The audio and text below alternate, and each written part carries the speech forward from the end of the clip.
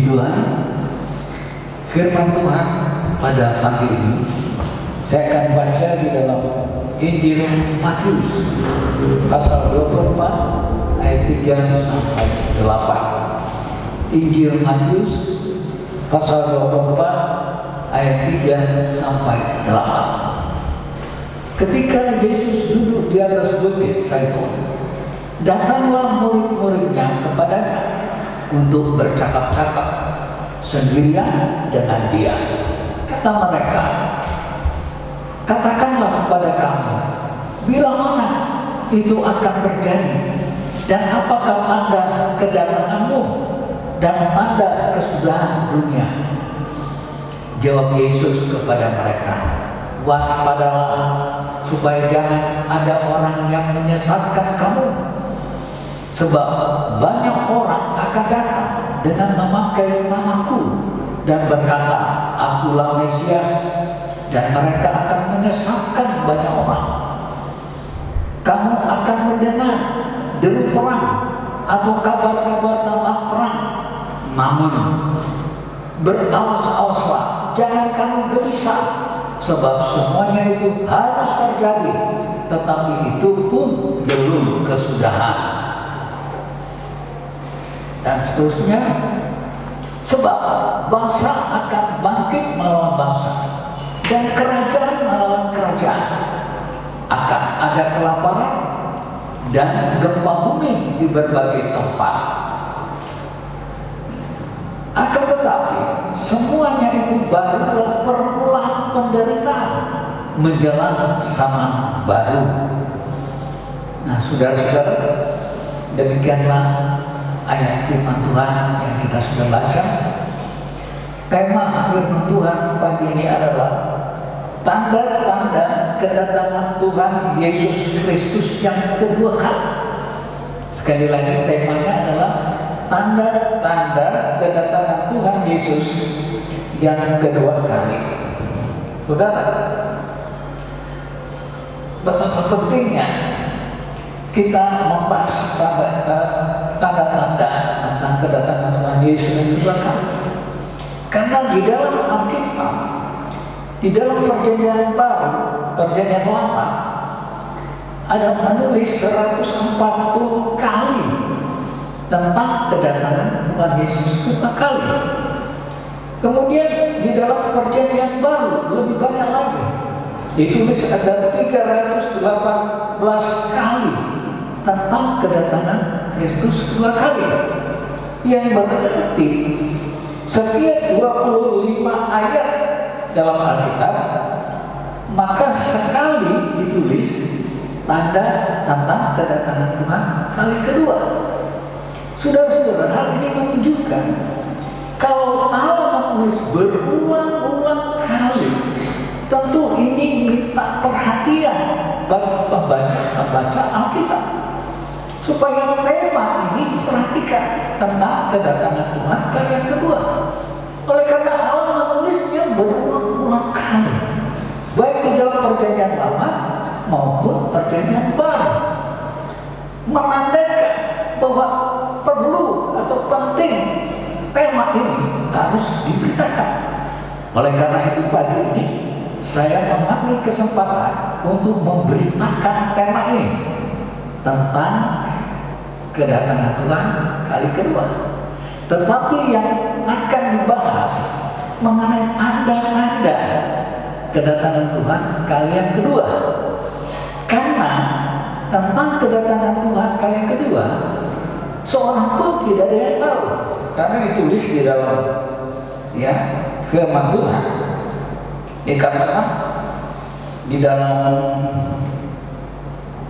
firman-Nya Matius 24 ayat 36 dikatakan, tetapi tentang hari dan saat itu tidak seorang pun yang tahu, malaikat-malaikat di sorga tidak, dan anak pun tidak, hanya Bapa sendiri yang tahu. Di dalam Matius 24. Ya, saya baca sekali lagi. Tetapi tentang hari itu, tentang hari kedatangan Tuhan kedua kali, dan saat itu tidak seorang pun yang tahu. Malaikat-malaikat di surga tidak tahu, dan anak pun, artinya Tuhan Yesus, tidak tahu. Tuhan Yesus sebagai manusia tidak tahu. Yesus mempunyai dua sifat. Dia adalah manusia sejati, tapi dia juga Allah sejati. Ya, jadi Tuhan Yesus secara manusia dia tidak tahu, tetapi sifat ilahi tentu dia tahu, karena dikatakan aku di dalam Bapa. Yesus berkata Bapa di dalam aku. Ya, dan kita tahu di dalam Yohanes 1 ayat 1 dikatakan bahwa firman itu adalah Yesus dan bersama-sama dengan Allah. Jadi berarti Yesus di dalam sifat kealahannya tentu dia tahu, tetapi dalam sifat kemanusiaan dia tidak tahu. Karena pada waktu itu Yesus berbicara dengan murid-murid secara manusia, dan murid-murid juga melihat Yesus secara manusia, sehingga Yesus berkata tidak ada seorang pun yang tahu. Malaikat-malaikat di surga juga tidak tahu. Anak manusia yaitu Yesus tidak tahu. Hanya Bapa di surga yang tahu, ya, karena Allah itu roh adanya. Sedangkan Yesus menyatakan diri kepada manusia, kepada murid-murid. Jadi murid-murid berbicara kepada Yesus sebagai manusia. Sehingga Yesus berkata, anak pun tidak tahu. Saudara-saudara, nah itu mengenai kedatangan Tuhan kalian dua. Tetapi Tuhan Yesus memberi tanda-tanda sebelum menjelang kedatangan Tuhan. Nah inilah yang akan saya bahas, ya, mengenai tanda-tanda. Karena Yesus sendiri yang berkata di dalam ayat tadi, ya, tanda-tanda rambu-rambu. Misalnya, ya, ada rambu-rambu lalu lintas di jalan. Ada rambu, ada tertulis jalannya mendaki. Ada gambar jalan yang pernah mendaki. Berapa ratus kilo ke depan jalannya mulai mendaki memang. Kemudian ada tanda lalu lintas, jalannya menurun, tanda menurun. Berapa ratus kilo kita dapat jalan yang menurun, ada tanda belok-belok. Berarti di depan kita akan menghadapi jalan yang berbelok-belok. Itu disebut rambu-rambu lalu lintas. Demikian juga kedatangan Tuhan Yesus ada rambu-rambunya, ada tanda-tandanya. Dan itu yang Tuhan Yesus sampaikan pada ayat pokok kita tadi. Nah, jadi pada pagi ini kita akan membahas mengenai tanda-tanda kedatangan Tuhan yang kedua kali. Ya, sekali lagi mengenai kedatangannya tidak ada yang tahu. Ya, hanya Bapa di surga tahu. Tetapi Yesus menyampaikan supaya kita mempelajari, kita mengetahui tanda-tanda ini penting. Nah, kita akan lihat tanda-tanda kedatangan Yesus kedua kali. Ya.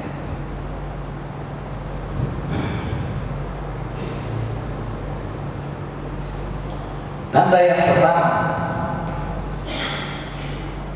datangnya Mesias palsu dan nabi palsu.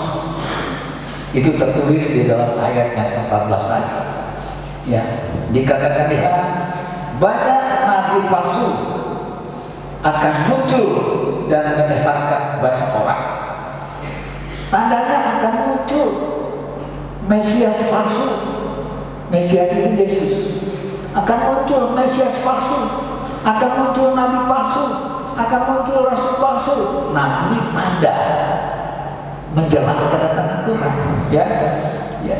Dikatakan ayat yang kedua, sebab Mesias palsu dan nabi palsu akan muncul, dan mereka akan mengadakan tanda-tanda yang dahsyat dan mujizat-mujizat, sehingga sekiranya mungkin mereka menyesatkan orang-orang pilihannya juga. Hebat. Muncul nabi palsu, muncul Kristus palsu. Ya,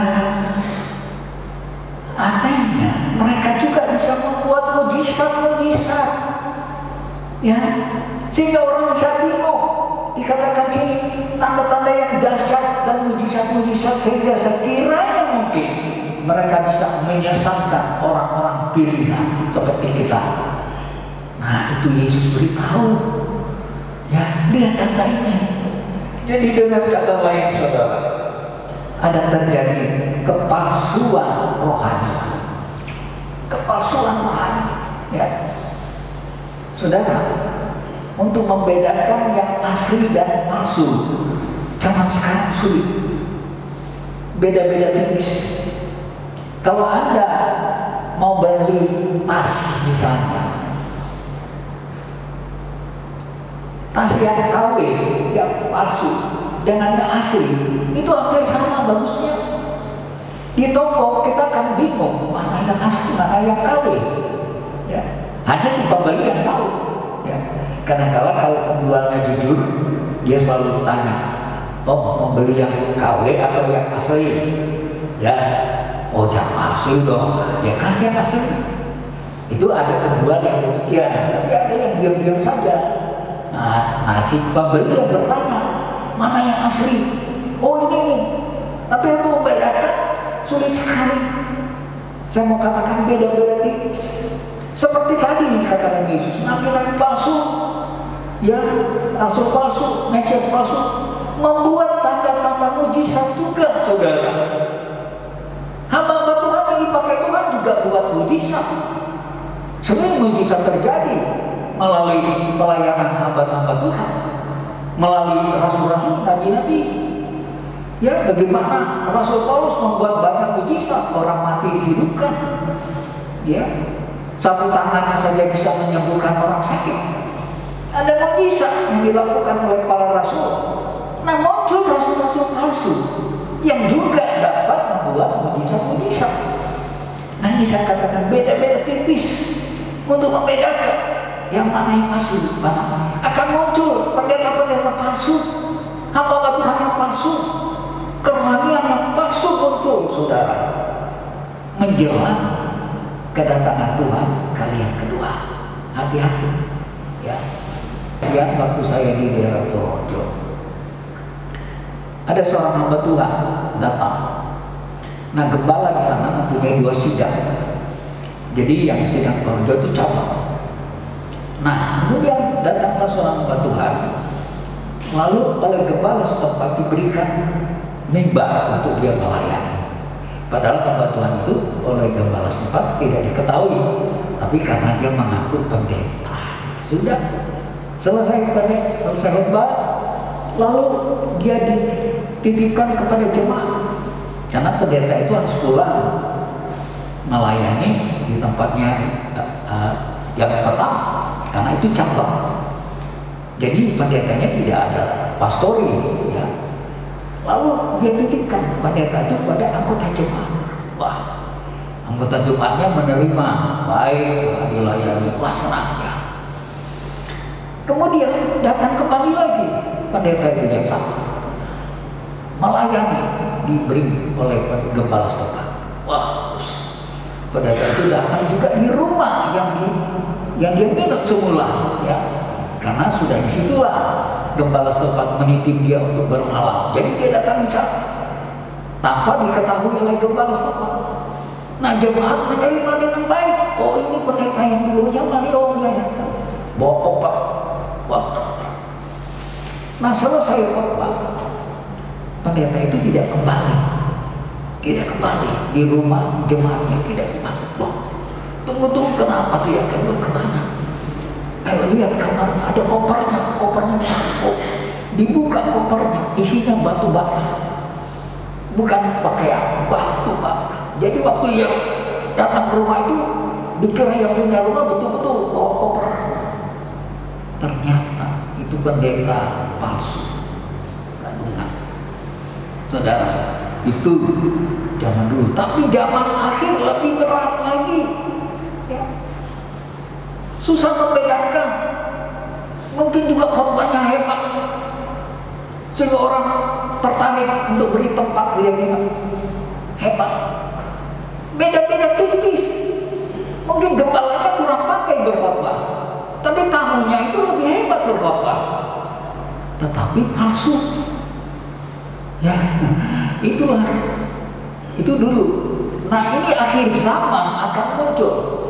Ya, yang saya sebut tadi, kepalsuan rohani. Nah, bagaimana orang yang palsu rohaninya? Timotius menulis, Paulus menulis kepada Timotius. Kita baca dalam 2 Timotius 3 ayat yang kelima. 2 Timotius 3 ayat yang kelima. Secara lahiriah mereka menjalankan ibadah. Secara lahiriah mereka menjalankan ibadah mereka. Tetapi pada hakikatnya mereka mengingkari kekuatan dan jauhilah mereka, kata Yesus. Secara lahiriah mereka melakukan ibadah, tapi mereka mengingkari kekuatan dalam ibadah. Mereka mengingkari apa yang dikatakan oleh firman Tuhan di dalam ibadah. Mereka mengingkari. Kata Yesus, jauhilah mereka. Ya, itu.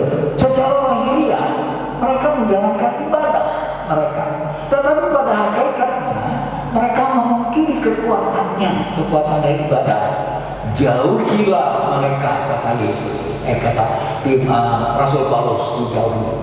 Dan sebenarnya Rasul Paulus menjelaskan juga dalam ayat 7 dan 8 bagaimana keadaan mereka itu, ya, yang dikatakan sebagai kepalsuan rohani itu. Coba tolong ayat 7. Nah, dikatakan 2 Timotius yang walaupun selalu ingin diajar, namun tidak pernah dapat mengenal kebenaran. Waduh, rupanya mereka tuh suka ikut Bible study, suka ikut pendalaman Alkitab, pura-pura. Wah, supaya kelihatannya beribadah, saya mau ikut pendalaman Alkitab. Lalu dikatakan oleh Paulus, yang walaupun selalu ingin diajar, namun tidak pernah dapat mengenal kebenaran. Artinya bahwa mereka belajar firman, mereka tidak mengenal karena hanya pura-pura, hanya supaya dilihat kalau mereka beribadah. Nah, itulah yang disebut. Kemudian ayat 8 juga, 2 Timotius 3:8. Sama seperti Yanes dan Jambres. Nah, Paulus menyebutkan ada 2 orang yang sama pada waktu zaman Musa, menentang Musa. Demikian juga mereka menentang kebenaran. Akal mereka bobrok dan iman mereka tidak tahan uji. Nah, Paulus menyebutkan ada 2 nama, dan mereka itulah pura-pura, yang namanya Yanes dan satunya lagi Jambres. Ya, mereka itu pura-pura beribadah, bahkan mereka menentang pimpinannya Musa, menentang kebenaran, dan dikatakan akal mereka bobrok, iman mereka tidak tahan uji. Nah, inilah saudara yang disebut kepalsuan rohani. Inilah ciri-ciri orang yang kelihatan secara lahiriah beribadah, tetapi mereka menyangkal puasa dalam ibadah. Ya, secara lahiriah mereka mau mengikuti pendalaman Alkitab, tapi mereka tidak sampai mengerti kebenaran karena pura-pura.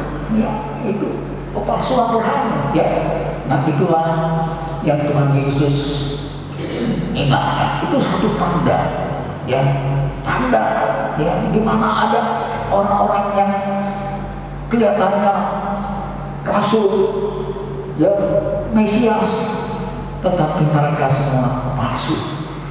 Tetapi mereka juga mempunyai kelebihan seperti rasul-rasul, membuat mujizat. Nah, ini yang saya katakan tadi, beda-beda tipis, ya. Nama Tuhan juga, rasul-rasul membuat mujizat, mereka membuat mujizat.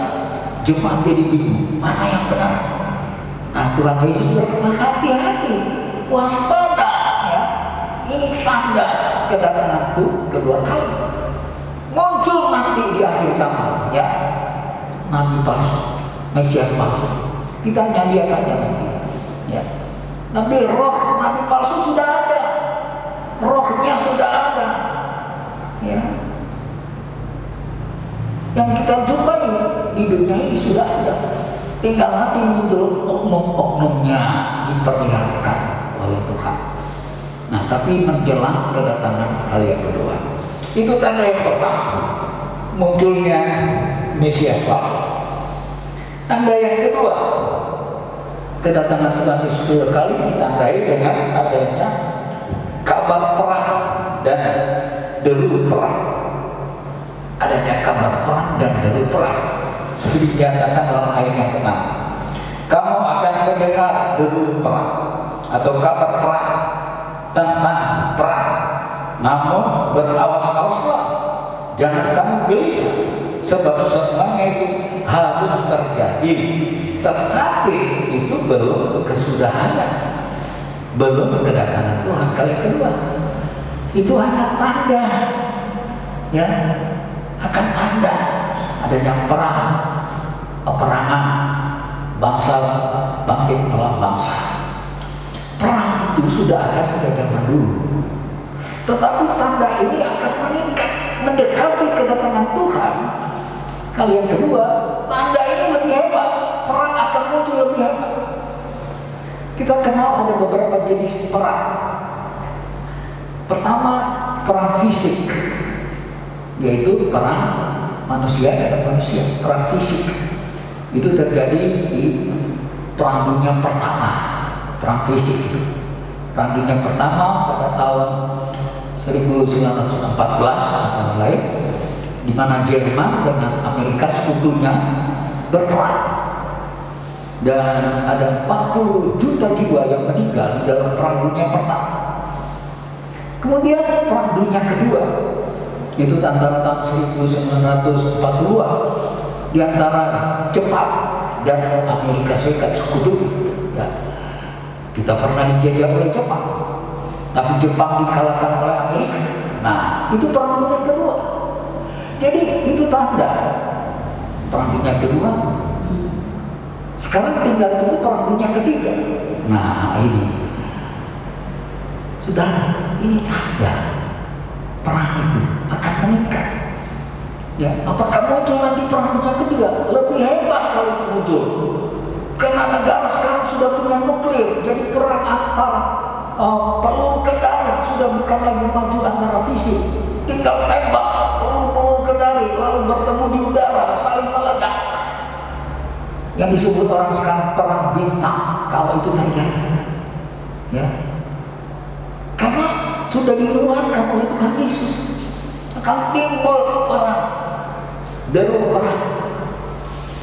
Kalau sekarang perang yang sedang dialami oleh Indonesia, perang melawan virus corona, nah itu perang. Tetapi bukan hanya Indonesia, saudara, ada beberapa negara juga sedang berperang melawan virus corona. Nah, saudara, pada waktu Perang Dunia Pertama hanya beberapa negara saja, Amerika, Jerman, Rusia.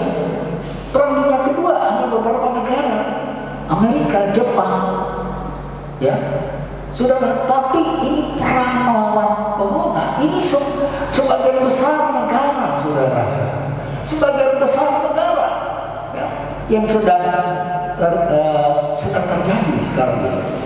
Jadi bukan Indonesia.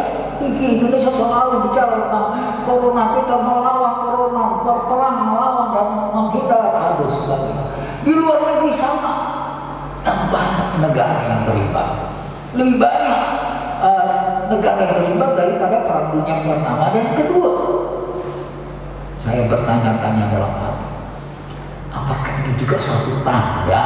Ini hanya bicara tanda, cuma saya tidak berkata ini kata Tuhan Yesus, tidak, ya, karena tidak ada ayat yang mendukungnya. Hanya saya yang berkata, kira-kira apa mungkin ya ini termasuk tanda? Karena kalau Yesus berkata itu ada ayatnya, ini tidak ada ayatnya. Kalau corona itu tanda, tidak. Tapi saya hanya mengira-ngira, ya, sebagai seorang hamba Tuhan, mulai memikir-mikir, Tuhan, apakah kita mau tanda? Karena ini melimpah seluruh sebagian besar negara dan mendatangkan kematian. Terus terus-menerus meninggal. Sekalipun tidak sebanyak perang dunia pertama dan kedua, 40 juta dan 60 juta. Ini baru ratusan berkali. Tetapi ini masih berlangsung, masih terus. Kita tidak tahu kapan berakhir. Kalau perang dunia pertama berakhir tahun 1914 sampai tahun 1918. Perang dunia kedua berakhir tahun 40 sampai tahun 45. Indonesia merdeka, merdeka dari Jepang. Ya. Ada akhirnya, tapi ini berperang terus, belum tahu kapan akhirnya, sehingga korban mati terus menerus. Nah, sampai saya merenung di dalam diri saya sendiri, apakah ini suatu tanda bahwa Tuhan sudah mau datang? Puji Tuhan. Saudara-saudara, nah itulah tanda ada perang. Nah, perang ini berkembang memang. Pertama perang fisik, kemudian berkembang dengan perang urat syaraf.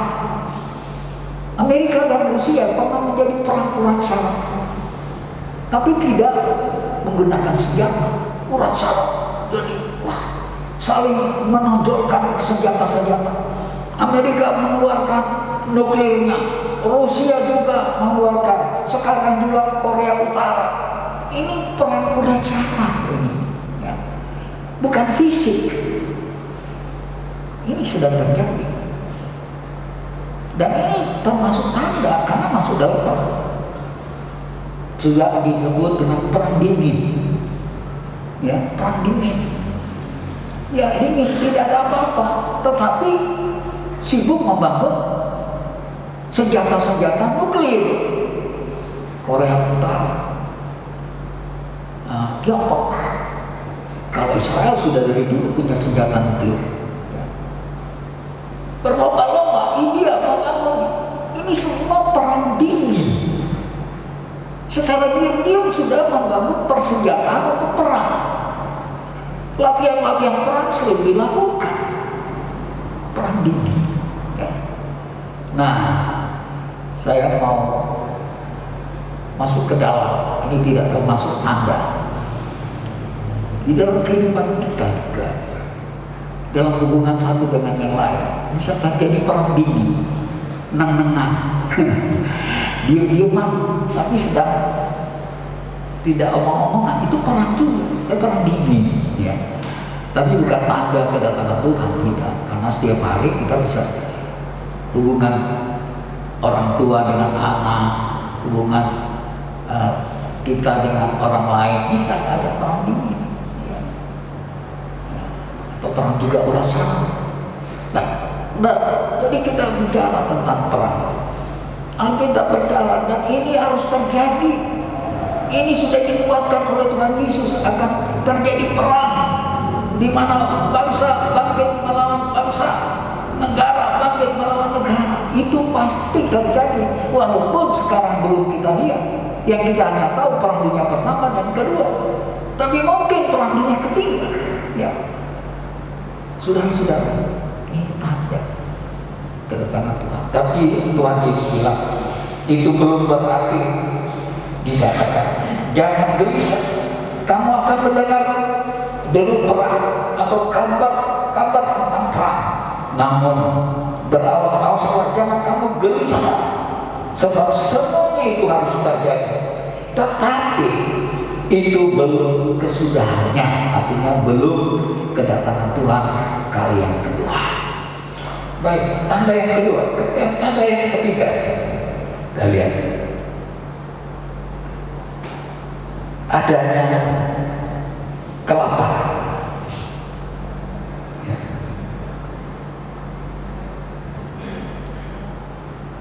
Adanya kelaparan dan gempa bumi. Karena ini sudah dibuatkan oleh Tuhan Yesus. Itu tanda kedatangan Tuhan, ya, dengan adanya kelaparan di dunia ini. Tetapi kita melihat di sini, hal ini tidak perlu kita khawatir, karena kita anak-anak Tuhan. Kita tidak akan ditimpa dengan kelaparan itu. Kita bisa baca di dalam Wahyu pasal 6. Kita awali dulu mulai ayat 5 dan 6. Wahyu pasal 6 ayat 5 dan 6. Dan ketika anak domba itu membuka meterai yang ketiga, aku mendengar makhluk yang ketiga berkata, "Mari." Dan aku melihat sesungguhnya ada seekor kuda hitam, dan orang yang menungganginya memegang sebuah timbangan di tangannya. Tuhan Yesus membuka meterai yang ketiga. Dan pada waktu yang saya maksud di sini Yohanes di dalam di Pulau Patmos, dia mendapat penglihatan dan dia melihat ada meterai yang ketiga dibuka oleh Tuhan, dan keluarlah yang disebut kuda hitam, ayat sebelumnya. Dan ketika anak domba itu membuka meterai yang ketiga, anak domba itu Tuhan Yesus dalam penglihatan Yohanes, aku mendengar makhluk yang ketiga berkata, "Mari." Dan makhluk yang sesungguhnya ada seekor kuda hitam. Jadi orang itu duduk di kuda yang bernama hitam, dan orang yang menungganginya atau yang berwarna hitam, dan orang yang menungganginya memegang timbangan di tangan. Timbangan ini dipakai oleh orang kasar. Timbangan ini hubungan dengan jual beli. Jadi berbicara tentang makanan. Nah, dia memegang sebuah timbangan. Terus ayatnya, dan aku mendengar seperti ada suara di tengah-tengah keempat makhluk itu berkata, "Secupak gandum sedinar harganya." Jadi timbangan itu berbicara jual beli. Harganya mahal. Secupak gandum sedinar harganya. Secupak gandum sedinar, dan 3 cupak jelai sedinar. Secupak gandum, secomok gandum sedinar. 1 dinar pada zaman Tuhan Yesus bekerja 1 hari upahnya 1 dinar. Sekarang upah orang 1 hari berapa? Paling sedikit 100.000. Harga 1 mot beras 100.000 kalau dihitung sekarang. Dan jelai sayur-sayuran sedinar. Waduh, 100.000 hanya berapa jelai? Sudah menunjukkan harga yang melonjak. Berarti kelaparan. Dan tetapi hari ini, janganlah rusakkan minyak dan anggur. Jangan rusakkan minyak dan anggur. Siapakah minyak? Minyak adalah orang-orang yang diurapi Allah, orang-orang yang diurapi oleh Roh Kudus. Dan siapakah anggur? Anggur adalah orang yang percaya, karena Yesus berkata, "Aku pokok anggur dan kamu adalah carang-carangnya." Jadi Yesus pokok anggur dan kita carang-carangnya. Jadi tidak boleh dirusakkan, artinya tidak alami kelaparan. Nah itu. Jadi kita bersyukur ya, pada masa kelaparan sebagai tanda kedatangan Tuhan dikatakan bagi kita orang-orang percaya, bagi kita yang diurapi oleh Tuhan, bagi kita yang disebut anggur anak-anak Tuhan, karena ranting-ranting dari pokok anggur itu melekat kepada pokoknya. Oleh karena itu kita harus tetap melekat, ya, melekat pada pokok anggur, sehingga kita terhindar dari bahaya kelaparan. Saudara, luar biasa. Tuhan lindungi orang-orang percaya yang anggur kita ini adalah anggur melekat kepada pokoknya, yaitu Tuhan Yesus sebagai pokok anggur, dan tidak akan dirusak. Kita ini adalah orang-orang yang diurapi oleh Roh Kudus, tidak akan dirusak. Dengan kata tidak alami kelaparan, walaupun kelaparan melanda seluruh dunia. Puji Tuhan. Itulah tanda yang ketiga. Kemudian kita masuk tanda yang keempat. Adanya gempa bumi. Dalam ayat 7c, akan ada kelaparan dan gempa bumi di berbagai tempat. Gempa bumi sudah ada sejak zaman dulu. gempa bumi menjelang kedatangan Tuhan itu meningkat. Lebih banyak gunung-gunung yang bumi ini ada gempa. Biasanya gempa bumi itu karena ada gunung meletus. Ya. Jadi gempa bumi, masa kita ingat gempa bumi yang di Lombok pada tahun berapa? Gempa bumi yang terjadi juga di Poso. Ada kesaksian, ada orang yang melihat gempa bumi di Poso. Ada satu desa yang ambles ketutup tanah. Satu kampung gempa bumi di Poso. Kemudian juga di Lombok banyak korban akibat gempa bumi. Tetapi akan terjadi di seluruh dunia, meningkat. Dikatakan ini oleh Tuhan Yesus akan terjadi gempa bumi. Ya. Ini tanda, ini belum kedatangan Tuhan, baru tanda mengawali Tuhan datang. Nah, jadi itu tanda yang keempat tadi. Sekarang tanda yang kelima, yaitu dikatakan Injil Kerajaan sudah harus diberitakan di seluruh dunia. Tanda yang kelima, di dalam Matius 24 ayat 14 kita akan baca. Matius 24 ayat 14 berkata begini, dan Injil Kerajaan ini akan diberitakan di seluruh dunia menjadi kesaksian bagi semua bangsa. Sesudah itu barulah tiba kesudahannya. Sesudah itu barulah Yesus datang kali yang kedua. Jadi tandanya juga bahwa Injil Kerajaan ini sudah harus diberitakan di seluruh dunia. Nah, ini yang menjadi pertanyaan. Apakah Injil sudah diberitakan di seluruh dunia? Dan ini penting dikatakan di sini, Injil Kerajaan atau Injil Kristus ini akan diberitakan di seluruh dunia menjadi kesaksian bagi semua bangsa. Sesudah itu barulah tiba kesudahan. Perlu Injil itu dapat diberitakan seluruh dunia menjadi kesaksian bagi mereka. Sebab Yesus datang kedua kali itu sebagai raja dan hakim. Dua hal dia sebagai raja dan hakim. Kedatangan Yesus yang pertama sebagai sang juru selamat dunia, menyelamatkan manusia yang berdosa. Tetapi kedatangan yang kedua lain, dia datang sebagai hakim, menghakimi semua orang atas perbuatan-perbuatannya di dunia ini, dihakimi oleh Tuhan Yesus. Ya. Apa saja yang dia sudah buat di dunia ini, dihakimi. Tuhan Yesus sebagai hakim. Nah, dia ajarkan supaya Injil diberitakan seluruh dunia menjadi kesaksian bagi seluruh bangsa, supaya jangan ada yang komplain. Pada waktu Yesus datang sebagai hakim, terus ada yang bilang, saya belum pernah kenal dengan Injil. Kenapa saya harus dicebloskan di neraka? Kenapa saya harus dibinasakan? Saya belum pernah kenal Injil. Saya belum pernah dengar nama Tuhan Yesus. Nah, itu yang dikhawatirkan. Sehingga dikatakan Injil Kerajaan ini akan diberitakan di seluruh dunia menjadi kesaksian bagi semua bangsa. Jadi itu menjadi kesaksian sehingga mereka tidak bisa komplain. Ya. Mereka sendiri yang menyaksikan bahwa mereka sudah mendengar Injil atau sudah mendengar nama Tuhan Yesus. Ya. Nah, pertanyaan tadi, apakah sudah didengar oleh penduduk di seluruh dunia?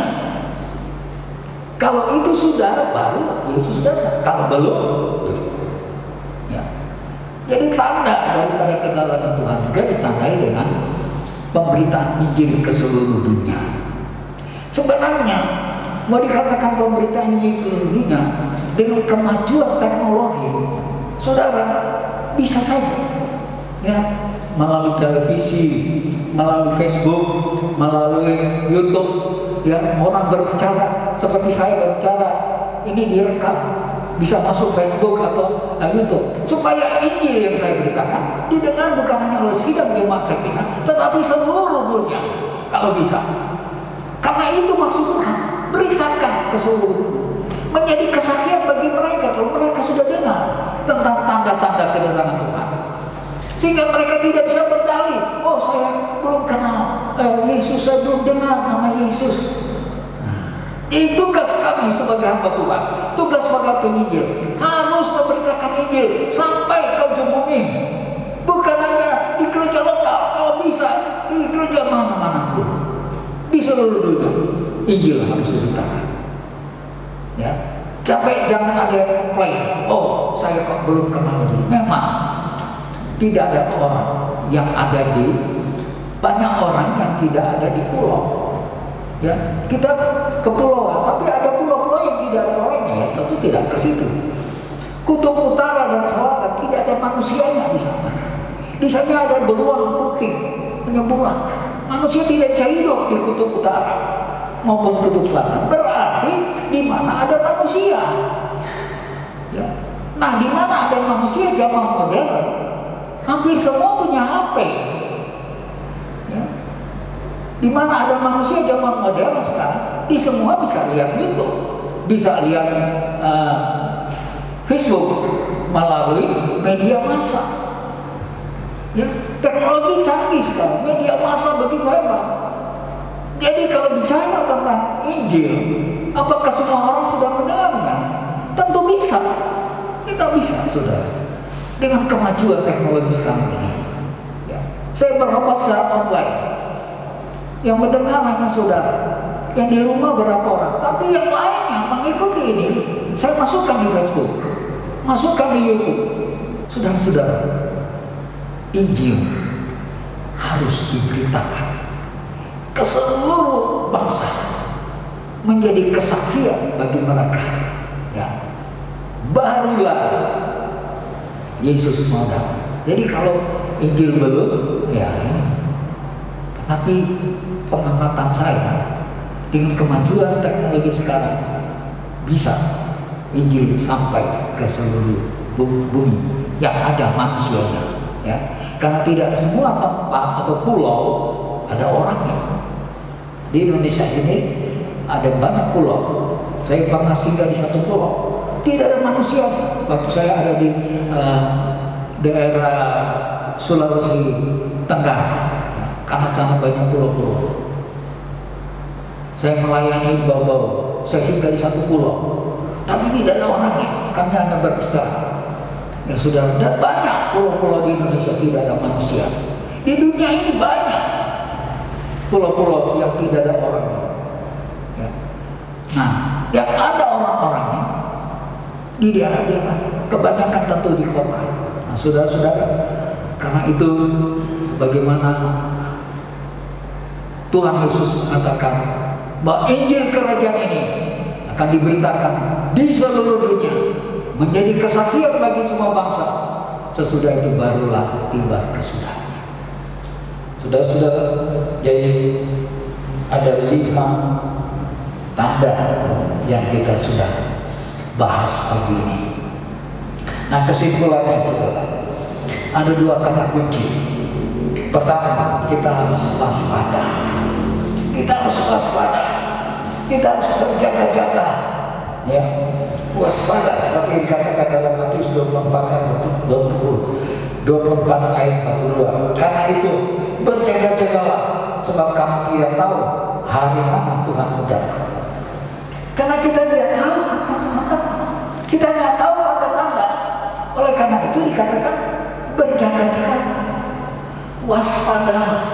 Nah, yang kedua, berjaga-jaga juga terhadap nabi-nabi palsu. Tadi Yesus berkata akan datang Mesias palsu, akan datang rasul palsu, nabi palsu. Nah, berjaga-jaga, jangan kita terbawa, terseret oleh pengajaran mereka.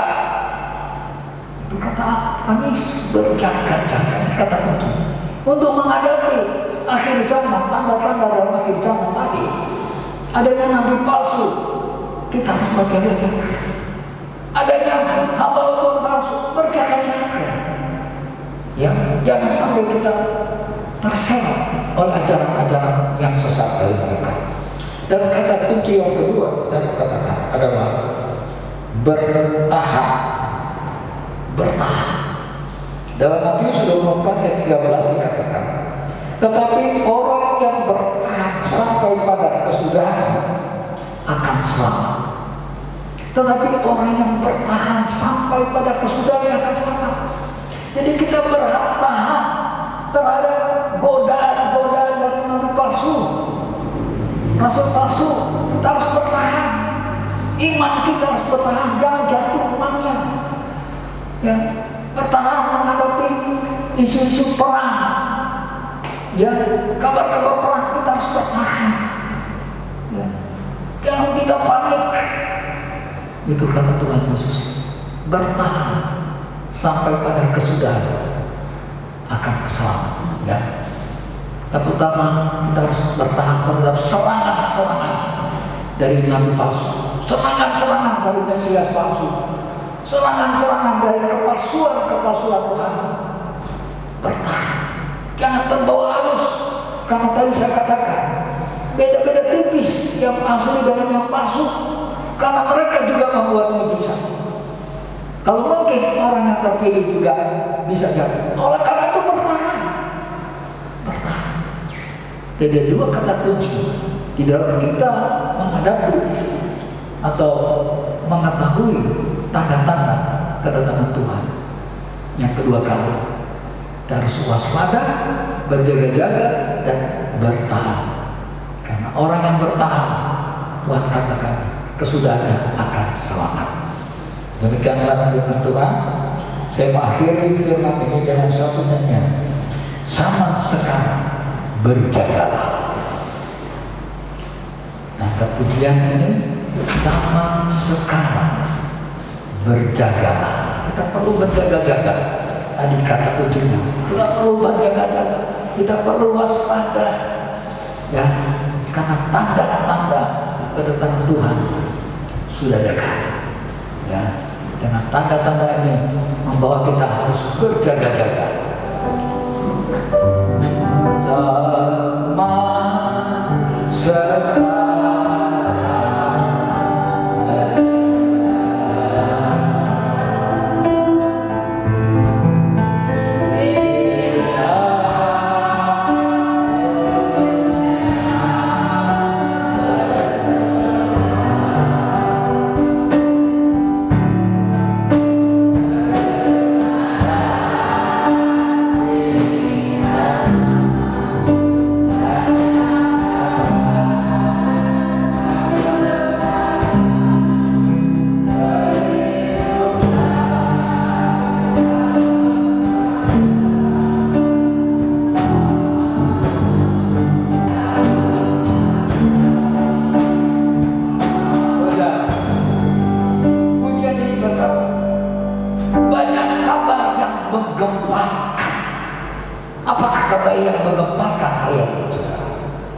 yaitu virus corona.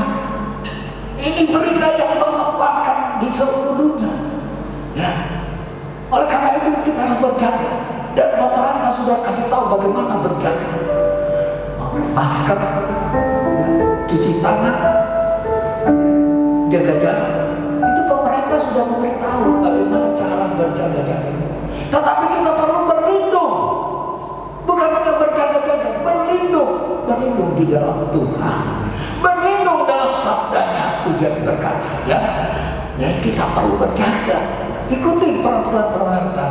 Bagaimana kita harus berjaga terhadap virus corona ini yang gempar di dunia masa kini. Kita bicara sekarang apa yang gempar sekarang di dunia sekarang? Gempar virus corona di mana-mana, negara manapun berbicara tentang itu.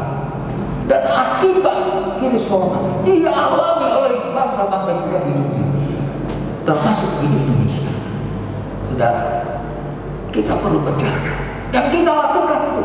Kita pakai masker, pemerintah kasih tahu cara berjaga, tetapi kita tahu bahwa kita perlu berlindung kepada Tuhan, berlindung dalam sabdanya. Haleluya, ada haleluya saudara. Kita nyanyikan sekali lagi.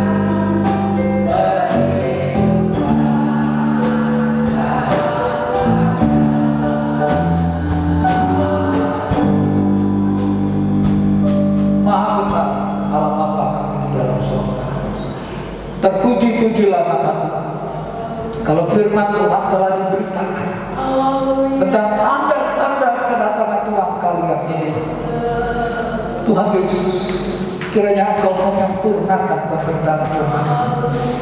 Kiranya Engkau menanamkan dalam hati kami semua bahwa ada tanda-tanda yang Tuhan sudah Yesus katakan menjelang kedatangan kali ini. Terpujilah nama Tuhan. Kami sudah tahu tanda-tanda itu dalam firman ini, dan kami mau waspada dan berjaga-jaga. Kami tahu bahwa Tuhan tempat perlindungan kami, tempat perlindungan kami dari atas segala masalah, segala persoalan, segala bahaya. Kami tahu Engkaulah perlindungan kami yang aman. Terima kasih Tuhan.